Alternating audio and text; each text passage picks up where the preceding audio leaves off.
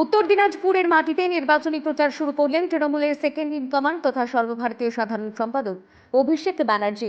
মঙ্গলবার বালুরঘাট থেকে জনসভা ছেড়ে করণদিঘিতে পৌঁছান অভিষেক। যদিও তার আগে থেকেই সভামঞ্চে উপস্থিত ছিলেন করণদিঘির তৃণমূল প্রার্থী গৌতম পাল, ইসলামপুরের তৃণমূল প্রার্থী কানাইয়া লাল আগরওয়াল, গোয়ালপুকুর বিধানসভার প্রার্থী গোলাম রব্বানী, সন্দীপ মিত্রা, স্বরিন্দম সরকার, চৈতালি ঘোষ সাহা সহ তৃণমূলের সকল স্তরের নেতৃত্বরা এদিন সভামঞ্চে পৌঁছে প্রার্থীদের সঙ্গে নিয়ে সাধারণ মানুষের কাছে তৃণমূল প্রার্থীদের জয় করার আবেদন জানান অভিষেক।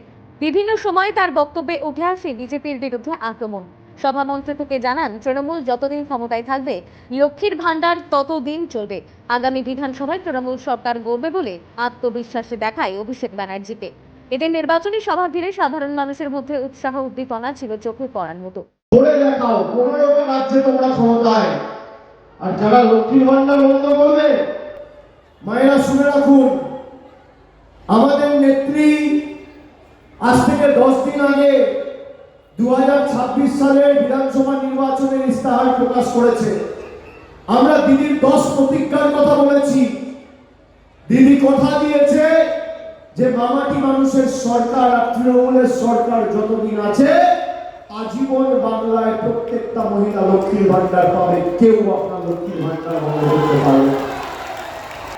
সবাই যে ব্যবধানে জিতেছিল তার থেকে এখানে আমাদের যে কজন প্রার্থী রয়েছে, 2 জন ছাড়া সব প্রার্থী আছে।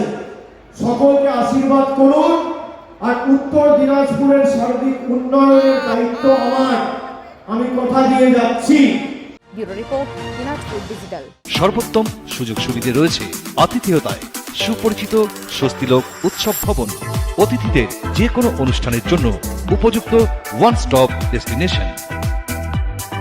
আমরা আপনার বিশেষ অনুষ্ঠানটিকে অবিস্মরণীয় করে তুলি। স্বস্তিলোক উৎসব ভবন, শিববাড়ি রোড, গঙ্গারামপুর, দক্ষিণ দিনাজপুর।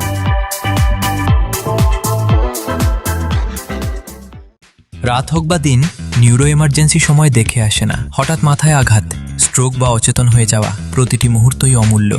কারণ এখানে সময়ই সবচেয়ে বড় চিকিৎসা। এবার রায়গঞ্জেই উপলব্ধ অ্যাডভান্সড নিউরোসার্জারি সুবিধা। দক্ষ নিউরোসার্জন ও আধুনিক প্রযুক্তির সহায়তায় 24x7 জরুরি পরিষেবা। সঠিক সময়ে সঠিক চিকিৎসা ফিরিয়ে দিতে পারে স্বাভাবিক জীবন। জীবনরেখা হসপিটাল, অ্যাডভান্সড নিউরো কেয়ার। আরো ভালো ও নির্ভরযোগ্য খবর পেতে সাবস্ক্রাইব করুন দিনাজপুর ডিজিটালের ইউটিউব চ্যানেল। প্রতিদিনের গুরুত্বপূর্ণ আপডেটের জন্য চোখ রাখুন দিনাজপুর ডিজিটালে।